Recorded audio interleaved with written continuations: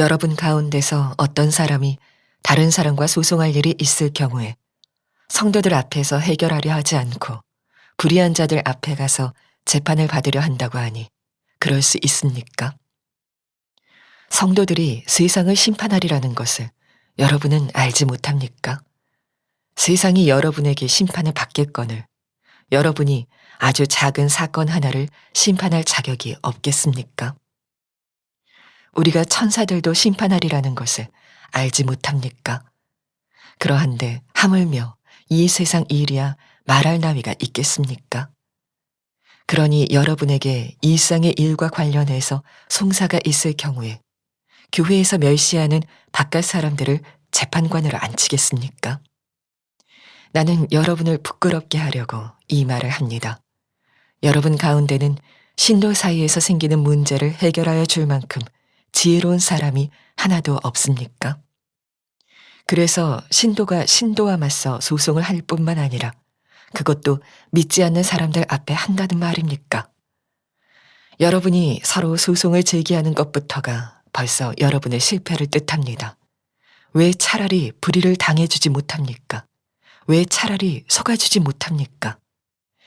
그런데 도리어 여러분 자신이 불의를 행하고 속여 빼앗고 있으며 그것도 신도들에게 그런 짓을 하고 있습니다. 불의한 사람들은 하나님 나라를 상속받지 못하리라는 것을 알지 못합니까? 착각하지 마십시오. 음행을 하는 사람들이나 우상을 숭배하는 사람들이나 간음을 하는 사람들이나 여성 노릇을 하는 사람들이나 동성애를 하는 사람들이나 도둑질하는 사람들이나 탐욕을 부리는 사람들이나 술 취하는 사람들이나 남을 중상하는 사람들이나 남의 것을 약탈하는 사람들은 하나님 나라를 상속받지 못할 것입니다. 여러분 가운데 이런 사람들이 더러 있었습니다. 그러나 여러분은 주 예수 그리스도의 이름과 우리 하나님의 성령으로 씻겨지고 거룩하게 되고 의롭게 되었습니다. 아멘. 하나님의 말씀입니다. 예배하는 처소에서 주의 은혜가 함께 하시기를 축복합니다. 지금은 도대체 어떻게 일이 진행됐는지 또 앞으로 일은 어떻게 될지 가늠하기가 참 어렵습니다. 그러나 모든 일을 다 아시는 주님이 우리와 함께 하심을 믿습니다. 그러므로 매 순간 주님을 더 의지하고 주님을 바라보시고 주님의 판단을 구하시는 시간을 꼭 가지시기를 바랍니다. 저는 지금이 아주 특별한 준비를 하는 기간이라는 사실을 깨닫습니다. 우리가 다시 모이게 되겠죠. 그렇게 되면 새로운 교회가 되어지는 그런 은혜가 있어야 할 거라고 믿습니다. 그저 어려움만 지나고 그저 다시 모였다는 것에만 의미가 있는 것이 아니고 우리 자신이 완전히 새로워져서 교회가 새로워지는 은혜를 누리면 얼마나 좋을까. 하나님께서 이 기회에 그 일을 이루신다는 그런 마음이 아주 강하게 듭니다. 새로운 교회는 우리 교인들 한 사람 한 사람이 새로워지게 되면서 이루어지는 것입니다. 지금이야말로 주님이 우리를 그렇게 만들고 계시지 않습니까? 매 일상생활 속에서 주님과 더 가까워지는 것입니다. 주님을 더 바라보고 사는 거죠. 예수님과 정말 온전히 동행하는 사람이 되고 그리고 우리가 다시 모이게 될 때 교회는 분명히 정말 새로운 교회가 될 거라고 저는 믿습니다. 그러므로 여러분 매 순간 모든 일상에서 주님을 바라보시고 주님과 동행하게 되기를 축복합니다. 우리가 주님과 동행하는 것 중에서 가장 중요한 것 하나가 어떤 일을 판단할 때 예수님께 묻는 것입니다. 옳고 그른 것에 대해서 주님을 바라보는 것입니다. 저는 저 개인적으로 가지고 있는 제 성격이 속으로 어떤 일에 대한 판단이 참 강합니다. 옳고 그른 것에 대한 판단이 제 속에 참 많습니다. 그러니 당연히 화도 많지요. 겉으로 드러내서 화를 내기는 참 어렵습니다. 목사가 되고 나니까 더 그렇습니다. 그러나 속으로는 화가 많습니다. 어떤 때는 꿈속에서 화를 마음껏 막 소리 질러서 화를 내는 그런 꿈을 꾼 일도 여러 번 있습니다. 그런데 예수님을 바라보게 되고 주님과 동행하는 삶을 살면서 제 안에 굉장히 많은 변화가 일어났습니다. 주님의 판단을 구하게 되는 거죠. 주님의 판단을 구하게 되면서부터 화를 억지로 참아야 되는 것이 아니고 화가 나지 않게 되는 것을 느끼게 됩니다. 주님의 마음을 알고 나니까 그게 화낼 일이 아니라는 것을 알게 된 거죠. 제가 신학교 다닐 때 수업 중에 인간관계 훈련이라는 과목이 있었습니다. 어느 날 교수님이 조별로 우리를 편성을 한 다음에 조별로 과제를 주었습니다. 10가지 문제를 주었는데 조원들이 만장일치가 되어서 답을 내는 것, 그게 과제였습니다. 그래서 30분 시간 동안 도대체 몇 가지 문제에 만장일치로 답을 구할 수 있느냐 하는 것이었습니다.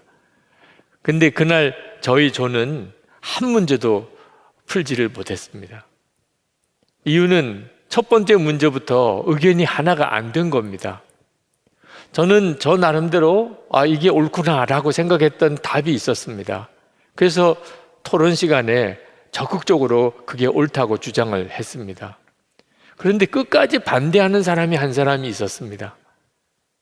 결국은 끝까지 하나가 안 된 바람에 우리는 한 문제도 풀지를 못했던 겁니다. 저는 제가 옳다고 하는 답에 대해서 참 강한 확신이 있었기 때문에 너무 아쉬웠습니다. 게다가 조별 점수가 0점이니까 더 속상했습니다. 근데 교수님이 모범 답안을 쭉 말씀하시는데 그 첫 번째 문제의 답이 제 의견이 옳았습니다. 그때 제 마음속에 그 반대하던 사람 때문에 우리가 이렇게 형편없는 점수를 얻었다고 엄청 화가 났었습니다. 그런데 평가의 시간에 돌아가면서 어떤 걸 느꼈는지 이야기를 해보라고 해서 이야기를 나누는데 반대 의견을 가졌던 그 사람이 하는 이야기가 제게 큰 충격을 주었습니다. 자기가 토론하는 중에 자기 생각이 잘못됐다는 것을 알았다는 겁니다. 그런데도 자기가 잘못됐다고 말을 못 하겠더라는 겁니다. 기분이 나빠서. 제가 말하는 그 말에 동의하는 것이 너무 기분이 나쁘고 자존심이 상해서 자기는 자기가 잘못했다고 알면서도 끝까지 자기 의견을 굽히지 않았다는 겁니다. 제가 그 말을 듣고 옳고 그른 것을 강하게 주장하는 것만 문제를 푸는 방법이 아니라는 것에 충격을 받았습니다. 수업이 마무리되면서 교수님이 이제 총평을 하셨습니다. 그러면서 저희 조 이야기를 하셨습니다. 저희 조의 토론을 가만히 들어보니까 첫 번째 문제에 대해서 제가 제 주장을 굽히고 빨리 하나가 되도록 했다면 두 번째, 세 번째, 네 번째 문제에 대해서는 옳은 결론을 쉽게 얻을 수 있었을 텐데 그걸 못하는 바람에 한 문제도 풀지 못한 것 같다고 그런 평가를 하셨습니다. 제가 그때 리더가 되려면 어떤 공동체를 이끌어 가려면 옳고 그른 것만 고집해서는 안 될 때가 있다는 것을 교훈 받았습니다. 실제로 여러분, 예수님을 우리가 정말 믿는다면 우리는 자기 생각에 옳다고 그르다고 생각하는 판단에 고집을 부리면 안 됩니다. 항상 주님께 물어야 합니다. 내 생각에는 옳다고 여겨지더라도 주님은 어떻게 보시는지, 주님은 어떻게 판단하시는지를 묻는 자가 되어야 합니다. 고린도전서 6장에서 사도 바울은 고린도 교회 안에 교인들 사이에 소송이 벌어진 일에 대해서 말씀하고 있습니다. 사도 바울은 이렇게 말씀합니다. 1절에 성도들 앞에서 해결하려고 하지 않고 불의한 자들 앞에 가서 재판을 받으려 한다고 하니 그럴 수 있습니까? 라고 책망을 합니다. 저는 이 말씀을 읽으면서 참 마음이 답답했습니다. 저희 교회가 소속되어 있는 우리 감리교회는 감독회장 문제로 인한 소송을 2008년부터 지금까지 하고 있습니다. 정말 마음이 답답하고 부끄러운 일이기도 하죠. 도대체 고린도 교회 안에 왜 교인들 사이에 이런 소송이 일어나며 세상 법정까지 가는 겁니까? 그들이 예수를 믿고 난 다음에 온전히 다 변화되지 못한 사람들이 교회 안에 있었기 때문입니다. 그러니까 교인들 사이에 문제가 일어나게 된 거죠. 사실 이 문제는 고린도 교회뿐만 아니고 우리들도 그대로 겪고 있는 일입니다. 예수를 믿었다고 처음부터 다 온전히 성화된 삶을 사는 것은 아니라는 거죠. 예수 믿기 전에 그 세상 습관, 그리고 여전히 속에 역사하는 죄성을 가지고 살아가는 그런 이들이 교회 안에 여전히 있습니다. 근데 사도 바울은 이 일에 대하여 불의한 자들 앞에 가서 재판을 받으려 한다고 엄히 책망을 하였습니다. 당시 고린도 시의 재판관들이 아주 불의하다고 하는 의미이기보다는 교회가 가지고 있는 영적인 수준이 이 세상 수준보다 훨씬 높다는 겁니다. 다시 말하면 고린도시의 재판관들은 하나님의 법을 알지 못합니다. 하나님의 의를 알지 못하는 사람들입니다. 4절에 보면은 교회에서 멸시하는 바깥 사람들을 재판관으로 앉히겠습니까? 이 말은 상당히 교만한 이야기처럼 들리지만 교인들의 생활 수준, 도덕 수준이 예수님을 믿지 않는 세상 사람들보다 훨씬 높다는 겁니다. 그런데 어떻게 우리가 세상 재판관에게 가서 우리들 교인들 사이에 일어난 일들에 대해서 판결을 구하느냐고 하는 것입니다. 사도 바울은 2절 말씀에서 우리 그리스도인들은 세상 사람들을 심판하게 될 것이라고 말하고 3절에서는 우리가 천사들도 심판할 것이라고 말합니다. 예수 믿는 사람이 갑자기 그런 재판관 노릇을 어떻게 할 수 있다는 말입니까? 사도 바울이 말씀하시는 것은 우리가 예수님을 정말 믿게 될 때 일어나는 놀라운 변화를 말씀하는 겁니다. 우리는 예수를 믿게 되면 하나님의 성전이 됩니다. 예수 그리스도께서 모든 지혜의 근원이신 예수 그리스도께서 우리 안에 거하시고 우리의 생명이 되시고 우리의 주님이십니다. 그러면 당연히 그리스도인들은 세상을 심판하는 자가 되는 거죠. 그럴 수 있는 힘이 우리 자신에게는 없지만 우리 안에 계신 예수 그리스도에게 있는 거죠. 우리가 그런 존재가 되었는데 어떻게 세상 재판관에게 가서 우리들의 문제를 소송할 수 있겠느냐는 말입니다. 부끄러운 줄 알아야 한다는 것입니다. 사도 바울은 5절 6절에서 말합니다. 나는 여러분을 부끄럽게 하려고 이 말을 합니다. 여러분 가운데는 신도 사이에서 생기는 문제를 해결해 줄 만큼 지혜로운 사람이 하나도 없습니까? 그래서 신도가 신도에 맞서 소송을 할 뿐 아니라 그것도 믿지 않는 사람들 앞에서 한다는 말입니까? 사도 바울은 피해를 당한 사람에게 말씀합니다. 여러분, 억울한 피해를 당한 사람 심정이 어떻습니까? 얼마나 화가 납니까? 얼마나 분합니까? 손해본 것이 얼마나 아깝습니까? 나 교회에서 재판받고 싶지 않아. 교회에서야 늘 용서하라고 그러고 사랑하라고 하잖아. 나는 세상 재판관에게 가서 이 억울함을 풀어달라고 할 거야. 여러분, 억울한 일을 당한 사람 심정을 여러분도 다 이해하실 수 있겠죠? 그런데 사도 바울이 그 사람에게 말합니다. 7절에 보면 여러분이 서로 소송을 제기하는 것부터가 벌써 여러분의 실패를 뜻합니다. 왜 차라리 불의를 당해주지 못합니까? 왜 차라리 속아주지 못합니까? 교회 안에서 불의를 용납하라, 그런 의미가 아닙니다.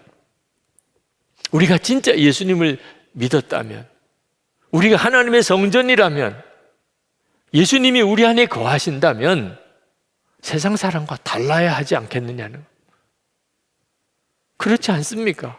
예수님이 정말 우리 안에 계시다면 어떤 이해관계가 부딪히고 시시비비가 생겼을 때 세상 사람과는 달라야 하지 않겠느냐는 겁니다.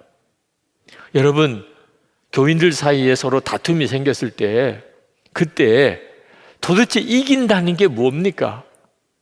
상대방이 무릎을 꿇고 잘못했다고 싹싹 비는, 그래서 모든 교회 앞에 이 사람이 잘못했다고 자백했다고 광고하면 이긴 겁니까?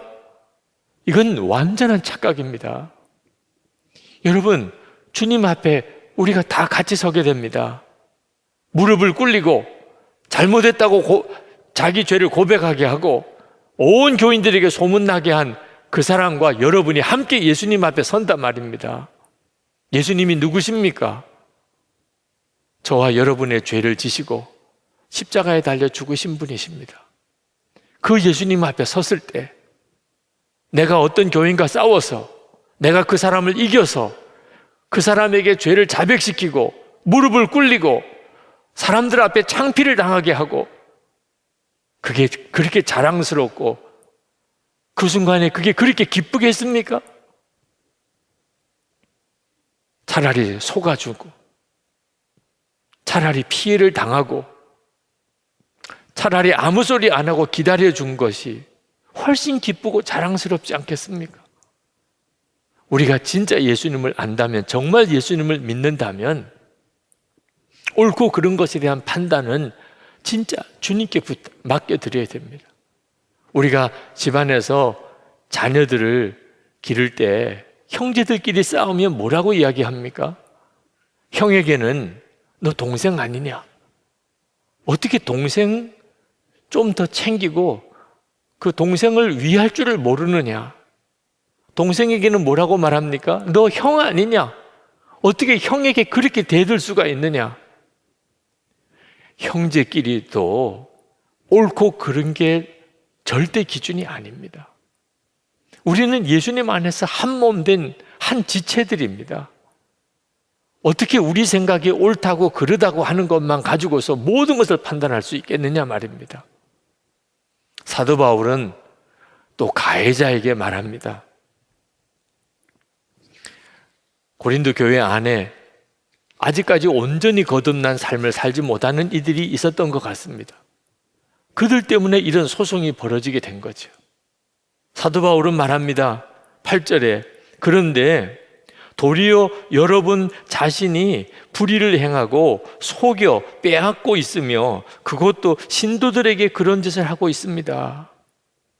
예수님을 믿고도 불의한 방법으로 살고 교인들의 것을 속이고 빼앗는 자가 있다니 이게 말이 안 되는 일이죠.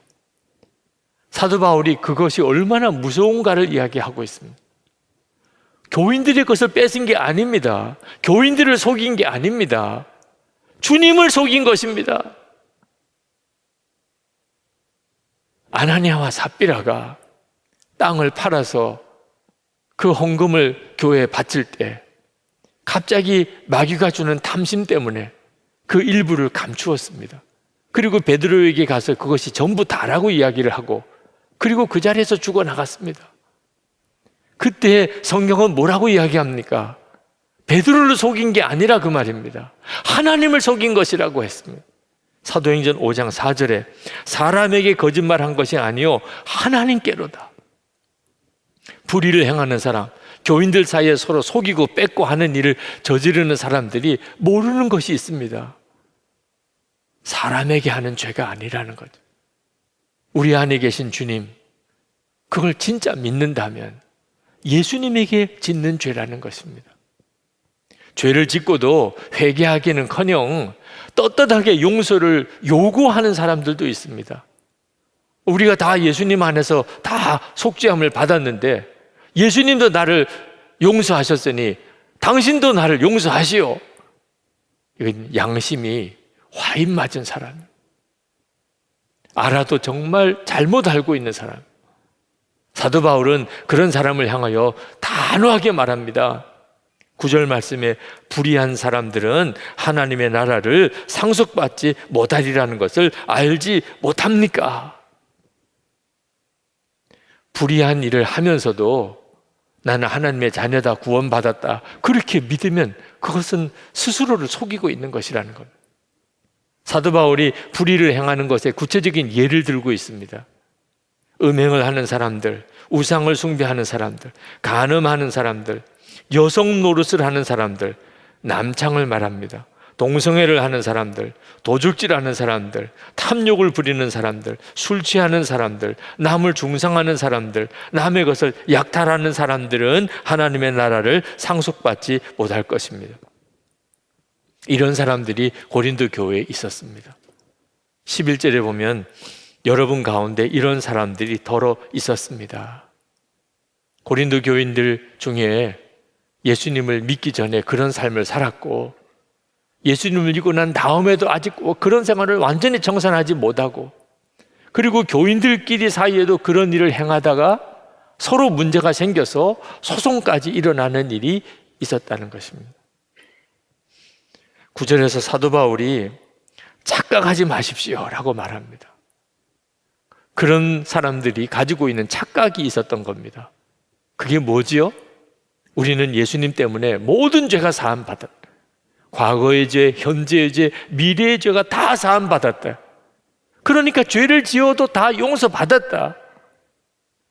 죄를 지어도 나는 구원받은 게 분명하다. 이렇게 주장하는 사람들이 있었던 겁니다. 그걸 참 복음이라고 주장하는 사람들이 있었어요. 지금 구원파 이단들과 같은 거죠. 사도 바울은 그들에게 단호하게 말합니다. 불의를 행하는 사람들, 하나님의 나라를 절대로 상속받지 못한다. 우리 자신에게 한번 적용해 봐야 됩니다. 혹시 여러분 중에도 예수 믿고 모든 죄를 사함받았다고 믿는 것 때문에 죄를 지어도 하나님은 용서만 하실 것이다, 그렇게 생각하고 여전히 불의한 일, 세상 일, 구원받지 못했을 때 살았던 삶 그대로 사는 것은 혹시 여전히 여러분 속에 있지 않습니까? 음행을 하는 일, 우상을 숭배하는 일, 간음하는 일, 남창 몸을 파는 일, 동성애를 하는 일, 도둑질하는 일, 탐욕을 부리는 일, 술을 취해서 사는 것, 남을 중상하는 일, 남의 것을 약탈하지는 않습니까? 여러분 중에 이런 일이 하나라도 여러분 속에 있다면 핑계하지 않아야 됩니다. 어쩔 수 없는 일이라고, 세상이 그러니까 할 수 없었다고. 죄는 분명한 죄입니다. 성경은 분명히 말합니다. 이런 죄를 짓는 자는 하나님의 나라를 상속받지 못합니다. 지금 미국 연합감리교회는 분열의 위기에 있습니다. 동성애 문제 때문입니다. 동성애를 받아들일 거냐 아닐 거냐 하는 문제로 교회가 갈라지고 있습니다. 공부를 상당히 많이 한 사람들, 또는 경제적으로 부유한 사람들, 또는 목회자와 신학자들 중에 동성애를 받아들여야 된다고 주장하는 사람들이 꽤 많습니다. 그들은 동성애를 반대하는 것은 율법주의고 근본주의라고 말합니다. 동성애를 받아들이는 것은 영적으로 깨어있는 사람이고 예수님의 사랑을 가지고 사는 사람들이라고 주장합니다. 헷갈릴만 하죠. 성경을 봐야 됩니다. 성경이 무엇이라고 이야기하는가를 봐야 됩니다. 아니, 왜 죄도 많은데 동성애만 가지고 그렇게 말하느냐고 하는 사람들도 있습니다. 여러분, 동성애는 성경이 말하는 여러 많은 죄 중에 하나입니다. 그러나 요즘 동성애 논란은 특별한 것이 있습니다. 어떤 죄도 간음이나 또는 강도짓이나 또는 살인죄나 어떤 죄도 죄의 권리를 주장하는 부류는 없습니다. 우리 죄를 합법화시켜달라고 주장하는 사람들도 없습니다. 그런 죄를 짓는 사람들끼리 모여서 축제를 벌였다고 하는 일도 들어본 적이 없습니다. 그런데 동성애는 그렇게 하고 있는 것입니다. 그것이 무서운 것입니다. 우리는 어떤 죄인도 용서하고 사랑하는 마음을 가져야 합니다. 십자가에서 하나님이 우리에게 주신 은혜입니다. 누구든지 회개하고 예수님을 믿기로 작정한 모든 이들은 하나님은 다 마음을 열고 받아주십니다. 그런데 죄가 아니라고 말하는 것은 완전히 다른 문제입니다. 이것은 정말 심각한 문제입니다. 만약에 동성애가 죄가 아니라면 성경이 말하는 다른 모든 죄도 역시 똑같이 죄가 아니게 되는 것입니다. 여러분, 죄를 죄라고 여기지 않는 것은 얼마나 무서운 결과를 가져오는 줄 아십니까? 더 이상 회개가 없어지게 됩니다. 그래서 하나님의 심판이 있는 것입니다. 회개할 가능성이 이제는 없다. 그리고 끝인 것입니다. 어떤 사람은 우리에게 죄의 본성이 있는데 어떻게 죄를 안 짓고 살라는 말인가? 그렇게 질문하는 사람도 있습니다. 십자가의 복음을 아직도 정확하게 모르기 때문에 그렇습니다. 여러분, 십자가의 복음은 단순히 죄를 씻기는 것만 아닙니다. 우리를 거룩하게 하고 의롭게 하는 능력입니다. 사도 바울은 11절에서 십자가의 복음의 능력, 예수 그리스도의 이름과 하나님의 성령의 역사가 얼마나 놀라운가를 말씀하고 있습니다. 그러나 여러분은 주 예수 그리스도의 이름과 우리 하나님의 성령으로 씻겨지고 거룩하게 되고 의롭게 되었습니다. 여러분은 예수님의 이름과 성령의 능력으로 모든 죄가 씻음을 받았습니까? 그걸 믿습니까? 아마 여러분 중에는 마음으로부터 아멘 하고 대답하실 분들이 많으실 겁니다. 그 점에 대한 믿음이 있습니다.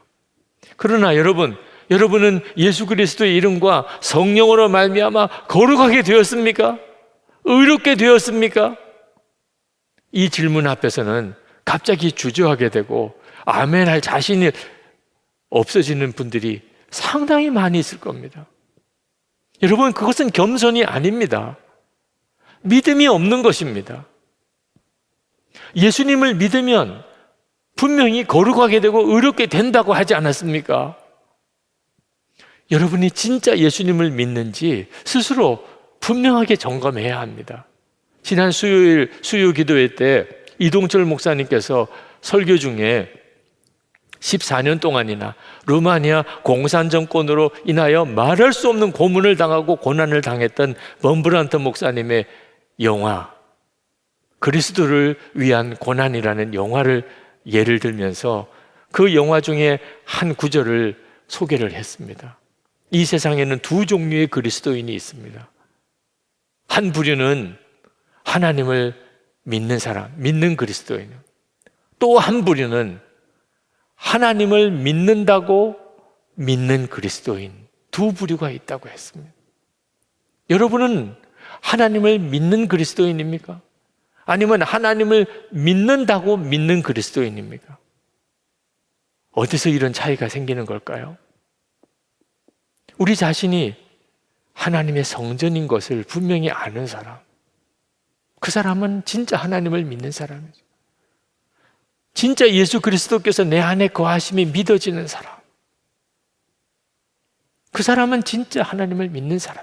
이것이 안 믿어지니까 내가 거룩하게 되었다, 의롭게 되었다고 고백을 못하는 것입니다. 여러분, 진짜 예수님이 내 안에 거하시고 내가 하나님의 성전인 것이 정말 믿어지면 어떻게 음행을 할 수 있습니까? 예수님이 지금 나와 같이 계신데 내가 어떻게 다른 사람과 싸울 수 있습니까?